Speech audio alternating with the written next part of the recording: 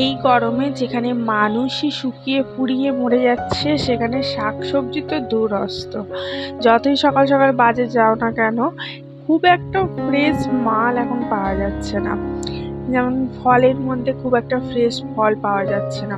Already ওগুলো storage করেই আসে বা স্টোরেজ করেই রাখা থাকে, তার জন্যে একদম তো গাছ থেকে তুলে কেউ দিচ্ছে না। তো খুব একটা ফ্রেশ জিনিস কিন্তু পাওয়া যাচ্ছে না। তবুও সেই কটাই এনেই, তার মধ্যে থেকে বেছে বেছে এনেই সেগুলো স্টোরেজ করে রাখতে হচ্ছে।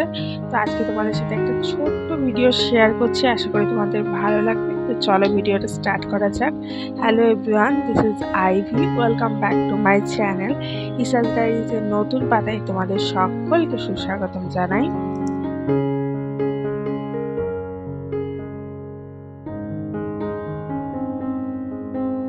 আজকে একদমই হাট বাজার কিছু নেই, সুতরাং আজকে হাট করতে যাবে হাজবেন্ড মশাই। হাট করে নিয়ে আসার পর তারপরে রান্না বান্না হবে।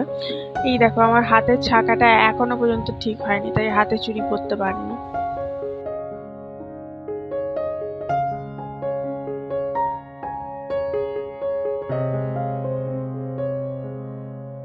আজকে সকাল থেকে শরীরটা খুব একটা ভালো নেই, তার জন্য কিছুই খেতে ইচ্ছা করছে না। না ভাত খেতে ইচ্ছা করছে, সাধারণত সকালবেলা একটু ভিজে ভাত খাই, সেটাও খেতে ইচ্ছা করছে না, বা পরোটা খাই, সেটাও খেতে ইচ্ছা করছে না। তো আজকে ভাবলাম একটু টিফিনে অন্যরকম কিছু বানানো যাক। এবারে ভাবলাম স্টাফড পরাটা বানানো যাক, বেশ ভাল লাগে খেতে। তো চলো আগে ঘরের কাজগুলো একটু এগিয়ে নিই, তারপরে ব্রেকফাস্টটা বানাবো। তো আমি বিছানাটা ভালো করে গুছিয়ে নিলাম। তারপরে আমি এখন ঝাঁট দিয়ে নিচ্ছি। এই জায়গাটা ডিপ ক্লিন করেছিলাম, তো ওই বাক্সটা সরিয়ে ওখানটা পরিষ্কার করা হয়নি, তো ওখানটা একটু ঝাঁট দিয়ে নিলাম।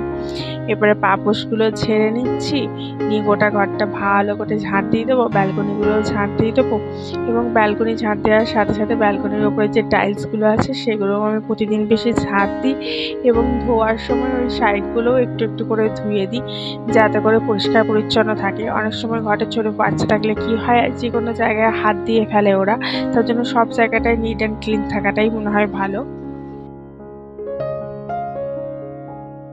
সকালে মেয়ে স্কুল চলে গেছে, ওকে টিফিন করে দিয়ে যথারীতি স্কুলের গাড়িতে চাপিয়ে দিয়ে এসে ভিডিও এডিটিং করেছি, তারপরে ভিডিও পোস্ট করেছি। তারপরে নিজে একটু রেডি হয়ে মানে ফ্রেশ হয়ে তারপরে ঘরের কাজে লেগেছি, কারণ একটুখানি নিজেকে ফ্রেশ করে না রাখলে ঠিক ভালো লাগে না মনে হয়। আর নিজেকেও একটু টাইম দেওয়া দরকার, এটা তো সবাই বলে, তাই না? আজকে আমার মনটা খুব খুশি খুশি আছে, কেন বলো তো?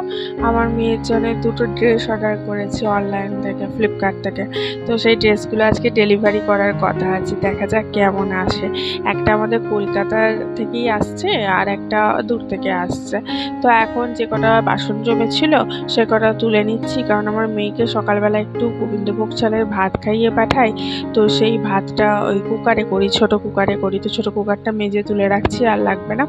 আর তার সাথে একটু কাপ টাপ জমেছিল চা খাওয়ার, সেগুলো মেজে তুলে নিচ্ছি। আর সসপ্যানটা ঢাকা দিয়ে রেখেছি, দেখতে পাচ্ছ, কারণ সেকেন্ড রাউন্ড আবার চা হবে, তার জন্য সসপ্যানটা আর মাজলাম না। যখন আমার মেয়েকে প্রথম স্কুলে ভর্তি করালাম, তখন নার্সারিতে অনেক কিছু ইনস্ট্রাকশন দিয়েছিল ওদের ম্যাডাম। তার মধ্যে এটাও ইনস্ট্রাকশন দিয়েছিল যে সকালবেলা কিছু না হোক ওই দুধ জাতীয় খাবার কোনো কিছু খাইয়ে পাঠাবেন না বাচ্চাকে। বাচ্চাদের মধ্যে অ্যাসিডিটি হয়, অনেক সময় গ্যাস হয়, বাচ্চাদের বমি হয়ে যায়। আপনারা একটুখানি গোবিন্দভোগ চালের ভাত, সামান্য একটু, এই 2 চামচের মতো একটু বাটার দিয়ে বা ঘি দিয়ে বাচ্চাকে খাইয়ে পাঠাবেন। তো আমি সেখান থেকেই অভ্যেসটা শুরু করি, তার আগে থাকতেই শুরু করি। আমার মাও বলেছিল ও যেহেতু ভাত খেতে ভালোবাসে তাই ওকে ভাত করে দে। মাঝখানে আগের বছর ঠান্ডাতে, আগের বছর শীত মানে আগের শীত, তার আগের শীতে ওর আবার ভাতে একটু অরুচি ধরে গেছিলো, তখন আবার ওকে সকালবেলা ঘুম থেকে উঠে আমাকে আলুর পরোটা করে খাইয়ে পাঠাতে হচ্ছিলো। আলুর পরোটা সস দিয়ে খেয়ে যাচ্ছিল মেয়ে, তখন সেটাতে ওর রুচি এসেছিল। তো এমনিতে ও কিন্তু ভাত খেতে খুব ভালোবাসে, আমিও যেহেতু ভাত খেতে ভালোবাসি, তার জন্য ওকে একটুখানি গোবিন্দভোগ চালের ভাত আর একটু বাটার বা ঘি দিয়ে খাইয়ে, ওই অল্প একটুখানি খাইয়ে পাঠাই। আর এখন তো স্কুলের টাইমিংটা অনেকটা কমে গেছে। এই সকালবেলা 7:30, 7:15, 7:30 নাগাদ স্কুল বসছে আর 10:15 নাগাদ ছুটি হয়ে যাচ্ছে। এসে আবার টিফিন মানে ব্রেকফাস্টটা আমরা একসাথে করছি। মানে আমি যে স্টাফড আলুর পরোটাটা করব সেটা, আর আমরা 3 জনে একসাথেই খাবো আসার পর। তার আগে ব্রেকফাস্ট করব না।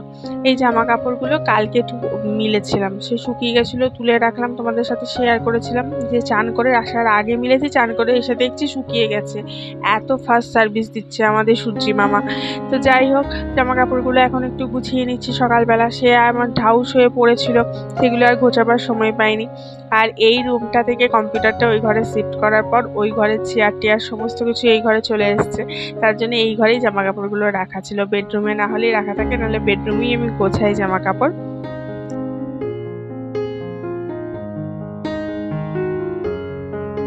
এখন জামা কাপড়গুলো তুলে রাখবো। আমার এই আলমারিটাতে আমি চেষ্টা করি আমার রেগুলার ইউজের জিনিসপত্রগুলো রাখবার।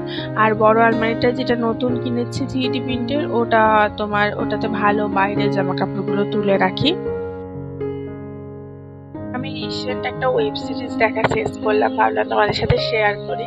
যারা ওয়েব সিরিজ দেখতে ভালোবাসো তারা ট্রাই করতে পারো। রণনীতি বলে একটা দারুণ ওয়েব সিরিজ বেরিয়েছে। জিমি সার্কেল যেখানে মেন ক্যারেক্টার, তার সাথে সাথে অনেকজন আছে।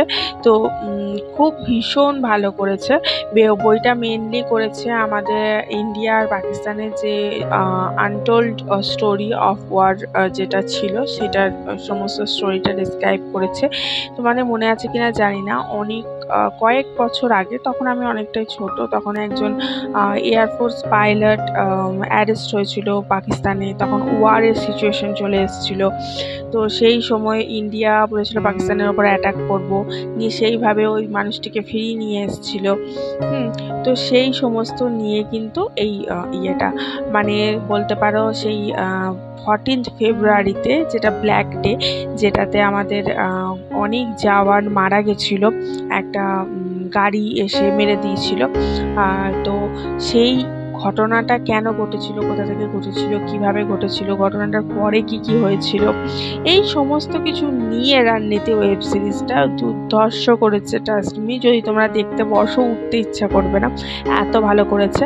যদি যারা ওয়েব সিরিজ দেখতে ইন্টারেস্টেড, নতুন নতুন ওয়েব সিরিজ দেখতে, তারা দেখতে পারো। আমার ঘরে কোনো কেবল লাইন নেই, আমি কোনো টিভি দেখি না বা কোনো সিরিয়াল দেখি না। ওই ওয়েব সিরিজ একটু দেখি বা সিনেমা একটু দেখি খেতে বসে, ব্যাস ওইটুকুই।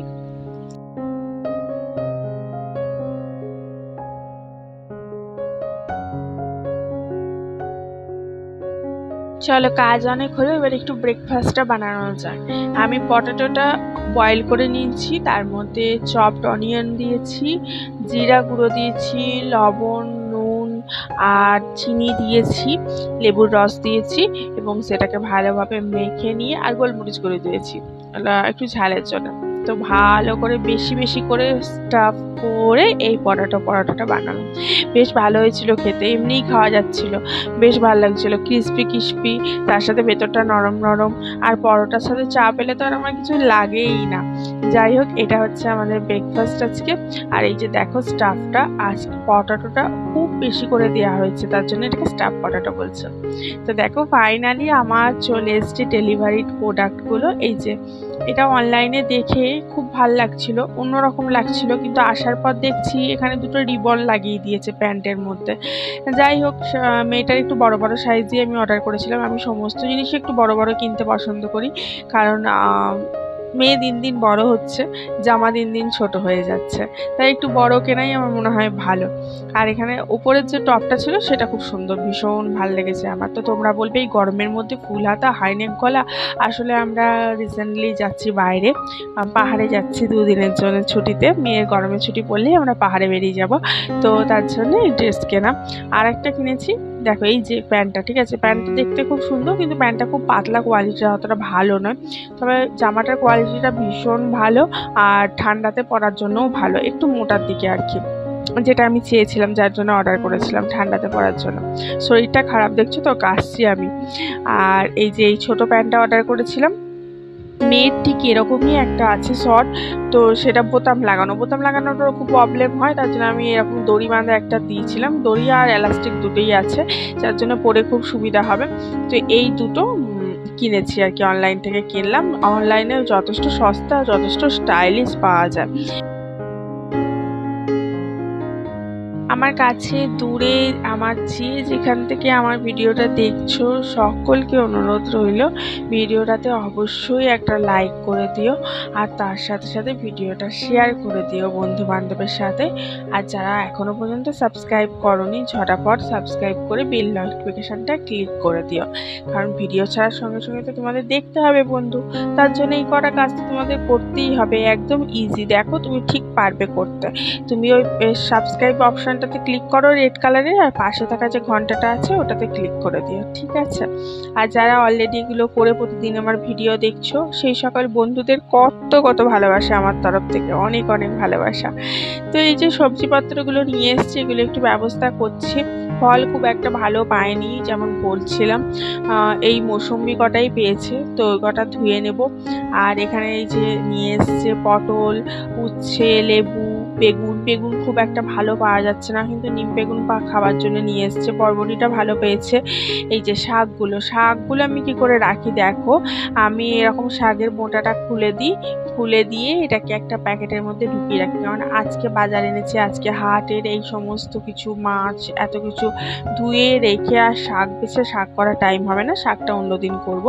তো এটাকে গোটাটাকে এরকম প্যাকেটে ঢুকিয়ে লক করে রেখে দেবো, প্যাকেটের মুখটা খুলে রাখবো, গিট মারবো না, নিয়ে ফ্রিজের যেখানে আমাদের ভেজিসের বক্স সেইখানে রাখবো, ভীষণ ভালো থাকে। তুমি তারপরে যদি 5 দিন পরও শাকটা করো তাতেও ফ্রেশ থাকবে, করে দেখো। যাই হোক, এবার দেখো ওই ফুলকপিটার এটা খুলে নিলাম, এটাকেও রেখে দেবো। আর এই যে নিচের জিনিসগুলো আছে ওগুলো ফেলে দেবো, এখনকার পাতা তো আর অত ভালো নয় যে পেটে খাবো। মেয়ে স্কুল থেকে চলে এসছে, নিয়ে দেখলে তো জামা টামা খুলে বসছিল, ড্রেসগুলো দেখলাম, তারপরেও চান হয়ে গেছে, চান টান করে ফ্রেশ হয়ে এখনও বলছে পার্টি করবো। কি পার্টি না, কোল্ড ড্রিঙ্কস, তুমি নিয়ে এসো কোল্ড ড্রিঙ্কস খাবো। তো এই যে কোল্ড ড্রিঙ্কস নিয়ে বসে পড়েছি, দুজনে আরাম করে খাবো। আর আমার ঠান্ডা লেগেছে, কিন্তু তবুও কোল্ড ড্রিঙ্কসের নেশা তো ছাড়া যায় না, কোল্ড ড্রিঙ্কস আর আইসক্রিমটা ছাড়া যায় না গরমকালে জাস্ট। তো এইসবের ফলে আমার একটু শরীরটা পরে একটু খারাপই হয়ে গেছিলো, বলতে আমার শরীরটা এখনও একটু খারাপ আছে, খুব একটা ভালো যে আছে তা নয়। তবে হ্যাঁ, এখন এতগুলো কাজ সারার পর এই বসে বসে যখন কোল্ড ড্রিঙ্কসটা খাচ্ছি, ভেতরটা পুরো জুড়িয়ে যাচ্ছে, ট্রাস্ট মি। চলো দেখো আমি আজকে লাঞ্চে কি রান্না করেছি। এত বড় মাছ কাটিয়ে নিয়ে এসেছিল হাজব্যান্ড মশাই, তো মাছের মুড়োটা আমার মেয়ে খাবেই যথারীতি, আমিও মুড়ো খেতে ভালোবাসতাম, আমার মেয়েও মুড়ো খেতে ভীষণ ভালোবাসে, গোটা মুড়ো খায়ও। আর এখানে মাছের তেল ভাজা করেছিলাম, আমার ভীষণ ফেভারিট মাছের তেল ভাজা, তার সাথে পটল ভাজা। আর এই মাছের ঝোলটা না একটু দই দিয়ে করেছি, জানো তো, খুব টেস্টটা অন্যরকম হয়েছে, বেশ ভালো লাগছিল খেতে। যারা মাছের ঝোল খেতে চায় না তাদের ওই মাছের ঝোল যেমন করে করছো তার মধ্যে একটু দই ফাটিয়ে যদি দিয়ে দাও না, দারুণ লাগে। আর যার মধ্যে যদি আলু পেঁপে না দাও তাহলে খেতে আরও বেশি ভালো হয়। এটা যেহেতু আলু পেঁপে দিয়ে করেছিলাম তার জন্য খেতে একটু অন্যরকম হয়েছিল। আর আজকে মাছের তেলটার মধ্যে না সেই মাছের চর্বি না কি বলে সেইটা ছিল, তার জন্য আরও বেশি টেস্টি লাগছিল। তো চলো মাছের মাথাটা ট্রাই করা যাক। প্রথমেই মাছের মাথা খেতে গেলে প্রথমেই চোখটা খাবো আমি, এটা আমার অভ্যেস, জানি না কেন। আমি খাচ্ছি না, আমি এখন মেয়েটাকে খাইয়ে দিচ্ছি, এটা মেয়েটার থালি, আমরা এরপরে খেতে বসবো মেয়েটার হয়ে গেলে। আমার সকাল থেকে দুপুরের একটা ছোট্টখাট্টো রুটিন তোমাদের সাথে শেয়ার করলাম, এবং যা যা প্রয়োজনীয় টিপস আছে যেগুলো আমি ফলো করি সেগুলোও তোমাদের সাথে শেয়ার করলাম। আশা করি ভিডিওটা তোমাদের ভালো লাগবে, ভালো লাগলে কিন্তু লাইক সাবস্ক্রাইব করতে ভুলো না। দেখা হচ্ছে নেক্সট ভিডিওতে, ততক্ষণ ভালো থেকো।